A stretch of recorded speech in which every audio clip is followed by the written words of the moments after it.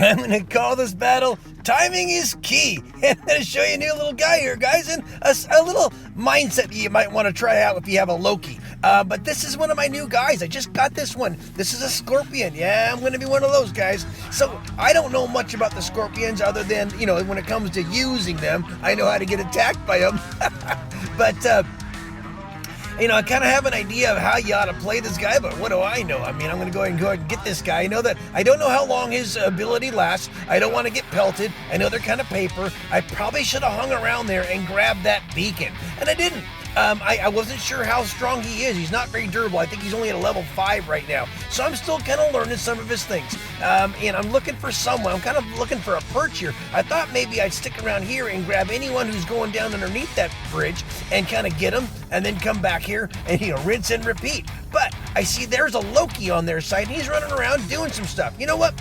I don't think that opening up with a Loki is the smartest thing to do. He is running around grabbing beacons, but he's also doing it at the early onset of the battle. Why? I'm going to get this guy. Oh, look at that. It's one of those, I should have known that, but I don't know what to do with that guy. I don't know much about the Typhons as far as what their ability gives them, and so he is the only one that's kind of in reach, so I'm going to go after him, and then I learned something. He can nullify my ability to go back. So there goes my Scorpion. Well, there's my first out with a Scorpion. Oh well, I'm learning. I'll find out more tricks with him. So I'm gonna head on to Whizbang here. He's my little mag blitz. He's got a lot of attitude. Those mags never run empty. And, as long as I can kind of time his little charges, his little ambushes, they work out pretty good. Boom, boom, boom, boom, boom. I'm going to get this guy. My targeting switched off for a second there, but not before I can get him down. He did a lot of damage. Remember, guys, I'm in level 6 bots with level 9 weapons, and I'm facing masters and champions. And experts. Well, here's my Loki. So I take Loki out when everything is really engaged and toward the second half of the battle. If you get a bunch of beacons at the beginning of a battle, a team can come back from that. They can rally. But if you do it toward the end of the battle, it's much harder for them to rally. So if you're going to be a beacon runner and you're going to do it with your Loki, I would suggest you do it toward the end of the battle or the second half. Also, do it real stealth like I just did. I'm kind of behind their backs. I'm going to go in right behind their backs. They don't see me right now, by the way. Unless they look at me, they don't see me because when you're coming up behind in stealth, your little arrow doesn't show up. Now they know I'm here. Now they realize there's a problem on their hands, and we're getting up to a 4-capper. 4-cappers, guys, what do you do when you're ahead? Especially when you're behind on Beacon Bar.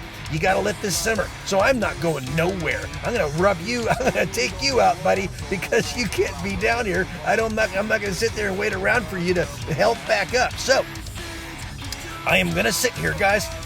I'm parked holding this one in case someone comes down. Plus, we're at a 4-1. Where else am I going to go? I got nothing else to cap, and this guy's not a brawler. So I'm going to sit here and wait. If anyone comes down, I'm going to hold it. Well, now they've got the one up above over to the far right over there. So now I might circle back around. But then I saw some guys coming down here. I can't let this go. This is far more important. Hold a 3-capper rather than risk losing it to go after a 4-capper. Now I can, nope.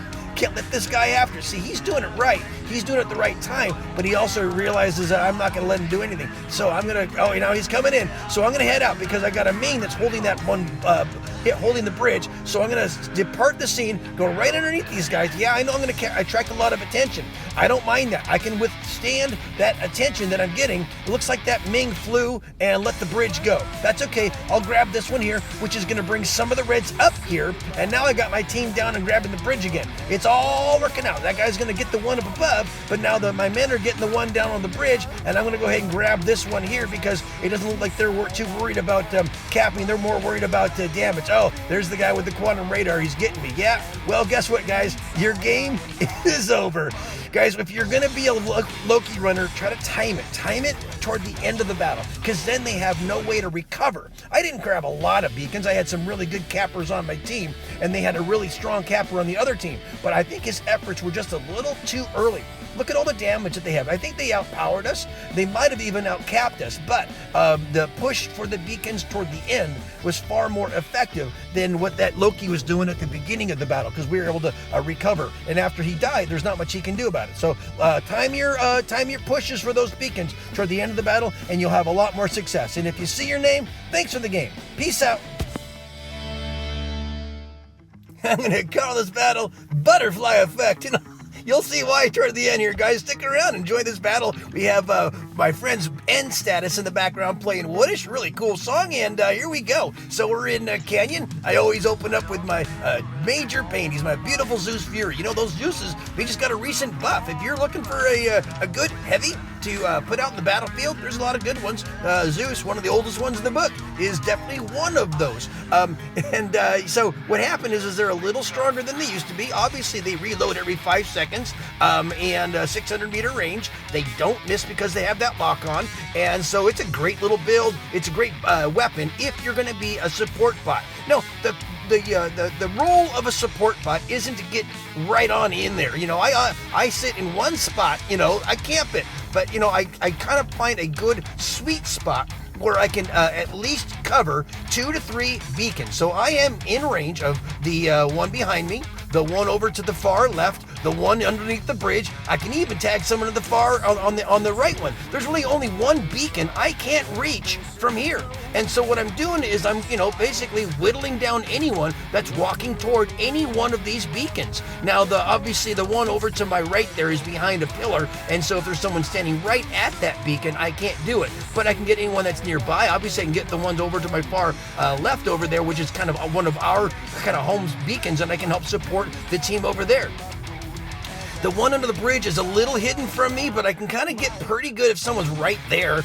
You know, if they're standing a little further back like those guys are, but I can get to some guys. Now, there is a Fury over here, and he found me. He said, "Oh, that guy's just having too much fun." Well, unfortunately for him, he's dealing with someone who's been running a Fury for a really long time. I got eyes in the back of my head, on the side of my head, pretty much anywhere I need to go, I know where I need to stand. You know, I do a pretty good job of keeping this guy healthy, keeping him guarded, keeping him protected, and now this guy doesn't have that.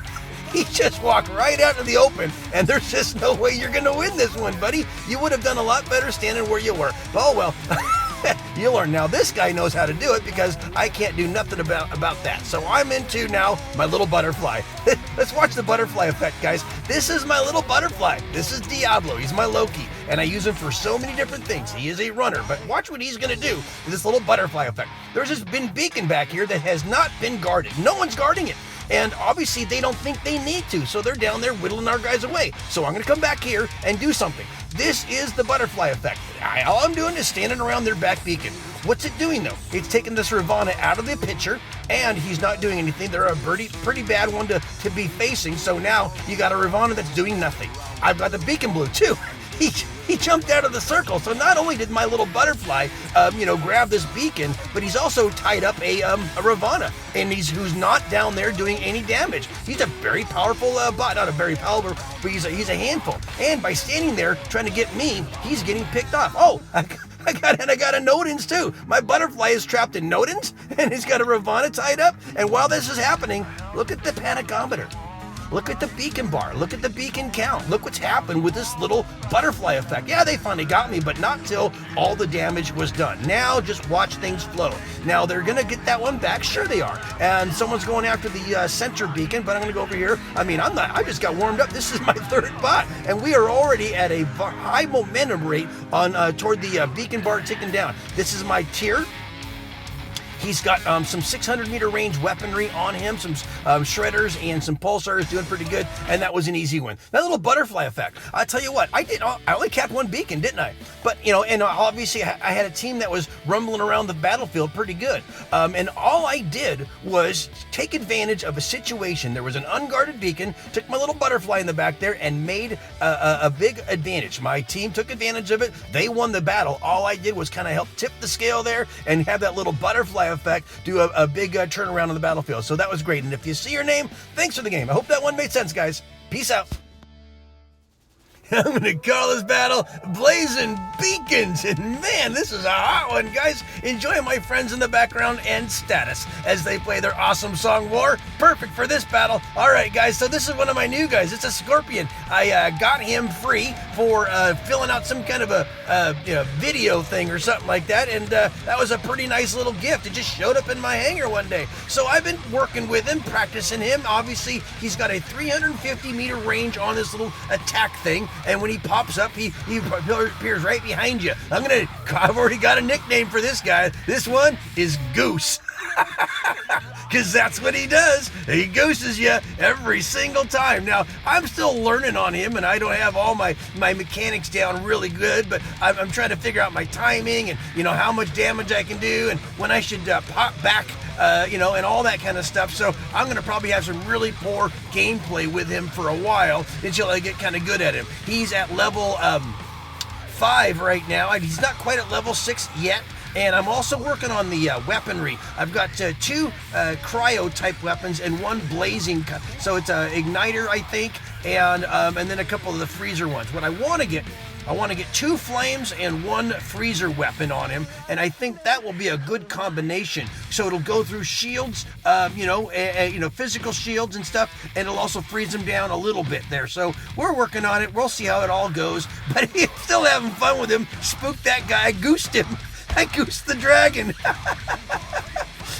The only problem is they don't have very good range on these weapons, so he's really more of, he does his ability really, really well, but anytime he's, trying to pick off someone from a distance, he's not going to have a lot of effectiveness. So we're going to work on things, and we're going to see what we can do. Obviously, everyone's, these are not new on the battlefield, so everyone's kind of got their, they're planning for this, and this is a good one here. Yep, I'm frozen. There he goes. All right, so we're going to go into little Diablo. Now, I'm calling this one Blazing Beacons, and if you've been watching this battle, you're seeing one of my favorite kind of games. This is exactly what war robots ought to look like.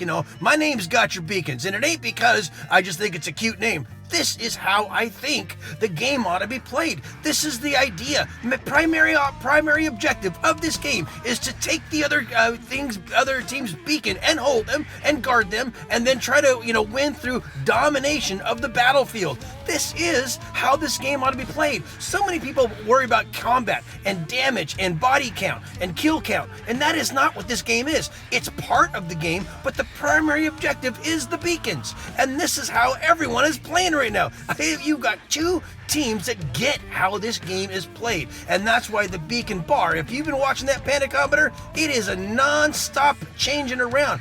This is what it's all about, guys. This is going for a beacon and then defending it or battling it. I saw an empty beacon over here. We have a 3-capper. I'm going to see if I can make it into a 4-capper. I know everyone's watching me run across the battlefield, and these are all beaconeers here. This is awesome. But you know what? They got their hands full. So I'm going to stay here. This is my trap. I tell you how to set a trap. You sit here because everyone's going to come over here and try to defend it and get at me. And by pulling them over here, it's going to thin out the battlefield. The rest of them, this guy's coming over. Boy, if I could unstealth, I could have taken that guy out, but I didn't really have the ability. So I'm just going to sit here, let it simmer, let that beacon bar start counting down. We got a 4.5-capper. There's a 5-capper. You know this game is already over, and I will just sit here and draw these guys in and let that beacon bar tick on down. And woo! That was some blazing beacons, guys. That was a whole lot of fun. Count the beacons on both sides. Everyone was at it. No really high cappers, but everyone was going after beacons. No zeros, no goose eggs on beacons on either side. That is the way this game ought to look. Well, and this is why I enjoy this game so much. This one was an awesome, awesome game. Great pilots on both sides. Lots of experts. This is a good battle, good balanced battle. No OP builds on there. No one going just after damage. What a great game. And if you see your name, thank you for that game, man. That was so awesome. Peace out, guys. Well, friends, that just about wraps it up for another episode. Thanks so much for watching. I hope you enjoyed what you saw and were able to take something you learned and use it in battle. I add content to my YouTube channel on a regular basis, so if you like what you see, please tap on the subscription button and then tap the bell to be notified when new episodes are released.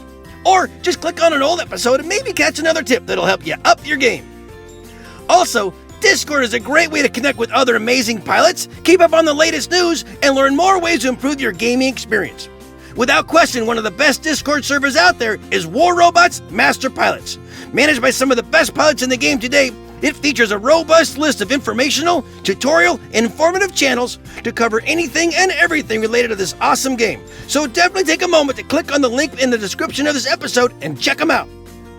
Finally, my goal is to provide you all with entertaining and helpful information that'll help reduce the frustration and increase the fun. So if you feel these videos are helping you, please share them with a friend, someone you think might benefit from them. Well, that's about it for today, guys. As always, keep 'em blue out there, and I hope to see you on the battlefield. Just make sure you're having fun, because if you're not, you're doing it wrong. I love you all for your support. Play well. Peace out.